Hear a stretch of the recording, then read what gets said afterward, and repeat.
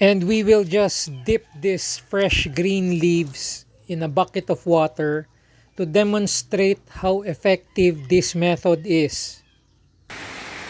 So we just came off from a strong storm and a powerful windstorm which left us with another huge pile of wet debris.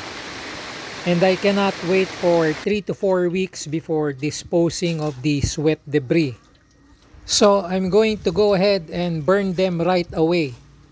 With the correct tools, the correct equipment, and the correct technique, it is not impossible to burn fresh leaves. Neither is it impossible to burn wet green leaves. The key component is your fire. You need to reach at least 600 degrees centigrade of fire.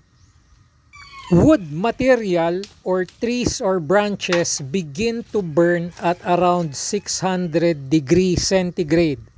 We all know that water has a boiling point at 100 degrees centigrade. This simply means that at 100 degrees centigrade, water begins to vaporize or steam off. So if your water in your wet leaves is vaporizing and is steaming off, the leaves now begin to dry. And once the leaves are dry, they are ready burnable material. So all I need to do now is to keep feeding fuel. I can keep feeding wet green leaves above and keep feeding wood branches below. You need a long stick to poke the burned leaves and branches to fix them inside your chamber.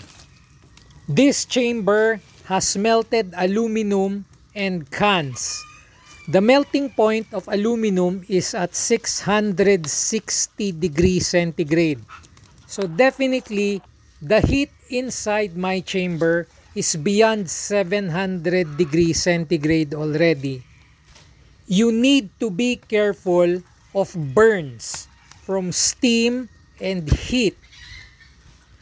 So I'll just keep feeding wet leaves and look at the bottomless pit of fire endlessly consuming all of these wet green leaves. Dumping wet green leaves will not kill the fire. It is not the same if you threw the pail of water into the fire pit. A pail of water will extinguish the fire, but dumping branches of wet green leaves is not enough to extinguish the fire. Instead, the heat will instantly vaporize the minute quantity of water in the leaves and dry up the leaves immediately. After the water has vaporized, the leaves are now transforming into burnable fuel. You can actually hear the boiling sound. So the water steaming off is actually boiling. So I'll now get the camera so we can try to get a point of view above the chimney so we can see how it's progressing.